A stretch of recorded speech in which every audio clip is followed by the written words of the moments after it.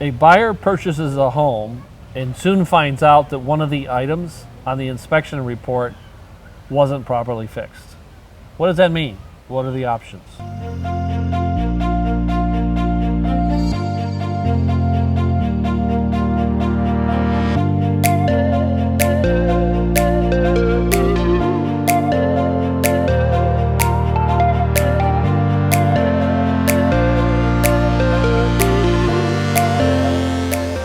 Welcome everyone. My name is Mike Rennick. I'm the senior broker, the team lead with Team Rennick Real Estate Services, part of that great Keller Williams on the Water family. Welcome to Real Estate Done Right, episode 4. My partner in this episode and all episodes is a local prominent real estate attorney. He grew up in the Sarasota area. He's educated in the Sarasota area. He's just a doggone good guy in terms of being also an exceptional lawyer. Did I get that right, Mike? Welcome, Michael Ankin. Thank you. I appreciate Mike doesn't like it when I do that, but with the video running, we're kind of both powerless at this point. So, Michael, welcome. Thank you. Thank you for having me. We're at the Cafe in the Park today here in Payne Park in downtown Sarasota. It's one of the city's largest parks, and they have a great little cafe with custom sandwiches, coffees, cappuccino, and just a great place to spend a morning or take the family, and a great place for us to continue our talks. We have actually a beautiful day. The sun is out. The temperatures are starting to come back to normal. We've been, for Florida standards, we've been a little bit cool. We have. It is February now, so it's in the 70s. Yes. It's still a little chilly. And nobody up north is feeling sorry for us. Nobody in their polar vortex, yes. So here's what we have today. We have a buyer. His name is George. Mm-hmm. So George wrote in, and he shared an experience where he recently bought a home. And the purpose of buying the home was to rehab it. So virtually he was going to take everything out of it, rehab everything, fix it up really nice, and then move in. So one of the things that was highlighted on the inspection report that the seller agreed to fix, the refrigerator wasn't running at all. No lights would come on, there's no compressor motor or anything like that. So during the process, the seller did something, because during walkthrough, when you open the door, not only will the light come on, you can hear the compressor. So the refrigerator appeared to be running. A couple of weeks later, according to George, he reached back to his agent because the refrigerator would never come down into the 30s, even the high 30s for temperature. So it was running but not cooling to the level that it should. And he was suggesting, and he suggests in the letter to me, that he feels his agent on the buy side owes him a new refrigerator. So we're going to talk about the legalities and the ethical issues, Mike. So go ahead. Sure. Legally, if a buyer raises an item on an inspection report and a seller agrees to fix it, a seller is then obligated to fix it. Both the standard form contracts used in our area allow a buyer to have a walkthrough to make sure that any necessary or agreed upon repairs were made. And then the buyer is obligated to verify that those repairs have been made. That's the walkthrough the night before closing? Correct. It's either in the contract the day of or the day prior to closing. Sometimes it's 2 or 3 days earlier. The contract contemplates the day of or the day before. When the buyer does that walkthrough, they're supposed to note any items of repairs that were not made. And then under the contracts, on both contract forms, they have the right to require the seller to escrow 125% of the estimated cost of the repair. Okay. If the buyer fails to do that, they're impliedly saying this walkthrough is fine, the seller has made all of the repairs, and at that point, I won't say waiving their rights to pursue the seller for any repairs that weren't made, but really making it difficult for them to get any sort of recourse. And the reason for it is after that point, the breakdown of any piece of equipment is the buyer's responsibility. It's the buyer's refrigerator at that point. So if something goes wrong, that's the buyer's responsibility, and we don't know after the walkthrough if it was something that wasn't fixed by the seller properly, or if it was something that instead was something that was missed by the buyer, So in this case, let's go through what we do know. We do know the refrigerator was not working. We do know that somebody, on behalf of the seller, attempted some type of repair. We do not know whether it was a full repair or whatever. We do not know whether the seller tried anything fancy. There's no evidence of that, okay? So we could assume that the seller did what the buyer did and opened the door, it was running, everything was fine, because the seller wasn't living there any longer. The buyer, during the walkthrough, opened the door, the lights were on, the compressor was running, assumed everything was fine. And actually, here's another point we don't know. Everything may have been fine on that day. It may have. And 24 hours later, this repair that was made to an older refrigerator gave out. So that's a possibility. So given all of the knowns and unknowns, who's legally responsible for the refrigerator at this point?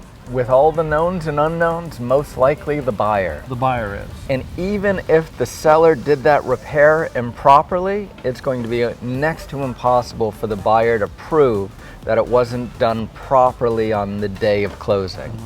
So the buyer may have some recourse against the company that did the repair, if the warranties and repair warranties were assigned to that buyer at closing. But that's a difficult road to hoe.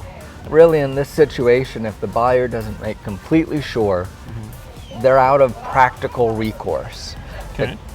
Even if they could prove that it's the seller's responsibility, it's very expensive to take a seller to court and to prove that it was their responsibility.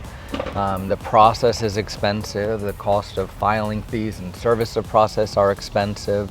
Here, the buyer really doesn't have any practical recourse, even if they're able to succeed on their tenuous legal recourse. Now, George is proposing that his agent, who represents him, the buyer's agent, is now responsible for the refrigerator. Is that a true statement? No, I don't believe the buyer's agent's responsible. It's not the buyer's agent's job to make sure that a refrigerator's working. Now, if George said, hey, my agent didn't tell me I needed a walkthrough and I didn't know about that, I would still say it's probably not the agent's job to make sure that George has a walkthrough.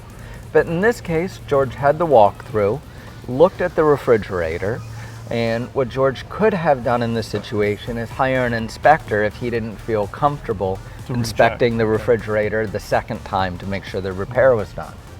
Now, in this case, that might not have been cost effective. It might cost $200 to have somebody make sure a $150 repair was done properly. So I'm not saying George made the wrong decision, but not spending the extra money and having the inspection done means that George has this risk and this problem to deal with. So legally, this is on the buyer's shoulders, unfortunately, at this point. Let's move to the ethical level. Is that bar a little bit different? Well, I think so. And here I don't think the agent would even be ethically obligated or have an ethical requirement to replace this refrigerator. They don't do inspections. They certainly nothing in the education required by the state to become a realtor requires any knowledge of mechanical air conditioning systems, refrigerator systems. They teach you nothing about those systems. There are trained professionals, licensed, insured inspectors whose job it is to make those determinations. I would say even ethically here, the agent has done their job. So let's look at it a different way, because I agree, but I disagree respectfully at the same time. And I'm going to use a term called cost of business. So here's what I would do. And I'm looking back. I wasn't in the middle of the fire when this happened, but I have the ability to look back because George sent the letter and detailed what happened. So the cost of a new refrigerator, or a refrigerator, because that was going to be virtually, the house was gutted, the appliances were older. So let's say on the high end it's $1,000. And as George said in the email, he will never, ever do business with that real estate agent again. He selected the agent as the guilty party. He's hung, tried, arrested the whole bit. So when it comes down to the cost of doing business, let me choose the right words. I am not going to let $1,000 stand between me and a happy client. It just does not make sense. So one of the things, and here's where a little bit where we're different, and I feel really strongly about that. The client definitely got the short end of the stick, and he was my client if he was in this case, or whoever his agent was. There's a relationship there. So what we would do if this would have happened to us is first thing is apologize, because it is wrong, right, that it happened. Second thing is we try to find as much information as we could. But bottom line, if George felt strong enough about it, he was working with us instead of someone else, I would just buy it. And that makes sense. You know, there is a cost of doing business, and even if it wasn't the agent's fault in this situation, for marketing purposes or just to keep the client happy after going through such a stressful process, sometimes it does make sense to do that. Yeah, and it's just, you know, the thing is, there's no doubt that the buyer got the wrong end of the deal. The buyer was expecting a working refrigerator. Heck, he most likely wasn't qualified to judge whether the refrigerator was working properly. So there's a right way and a wrong way to conduct business as far as I'm concerned. And this is where I think, and I know how we would react, but where I think the agent needs to step up, and you want to retain George, because all of our clients are going to talk about us. What most business owners don't understand is we can control the message. And by that person having that kind of an experience, and actually, had that agent done that for George, the relationship between that agent and George, instead of being broken, may have been stronger than ever. So those are my thoughts. Ethically, I agree with you. I think in practice, this is maybe where you throw, I don't want to be misquoted when I say throw legality and ethics away, because I think, though, the behavior needs to be higher. Does that make sense? It does. And I think if an agent if a buyer or seller goes out and hires any agent, the minimum they should expect is what the law requires. Yes. And once they pass that point, if that's all a buyer or seller wants, pick up a phone book and call any agent in the phone book, Yes. and they'll get that service. And really what I think we're trying to highlight here is the law does not have enough of a requirement for a high enough standard of practice. Correct. And we're trying to illustrate that the standard of practice should be higher than what the law requires. And often, as in this case, the standard of practice should be higher. It's another deficiency where the law might want to step in and be changed Take a look at that. so that the standard of practice is higher and people deserve the service that they're entitled to in these transactions. So an agent that in any case, when it's economically feasible, and we're talking about $1,000 here, not $50,000, when it's economically feasible, they need to own it. So that agent owned the relationship with the buyer. They were the buyer's agent. The refrigerator was expected to be working. There was no question, at least in the email information that George provided for us. At that point, if the selling side isn't willing to engage, the buy side needs to step up. So folks may disagree with that approach. I get that, but it's all about making a difference. It's about the upscale boutique service that we work hard every day to provide, just like you do for your clients. I think agents, for lack of a better descriptive term, should be process butlers.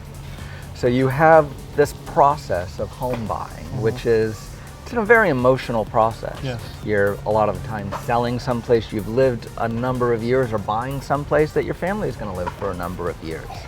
And that process has a lot of pitfalls in it. Yes. And without a butler, somebody to walk you through it, you're going to step in those holes. Yes.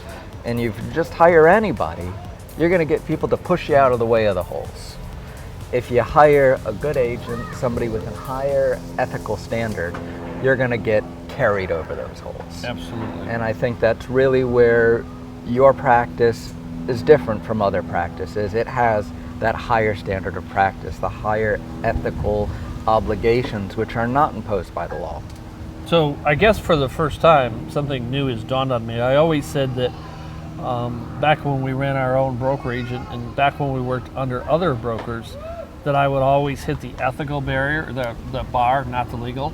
I think this is a case that I don't agree that either one of them are right, and I would go even higher. So if someone would say Mike would behave in something that is unethical, in this case I would say yes, because I would buy the refrigerator, if that makes sense.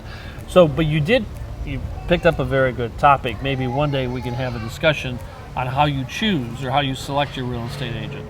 and that could be interesting. But what we want to do is hear from you.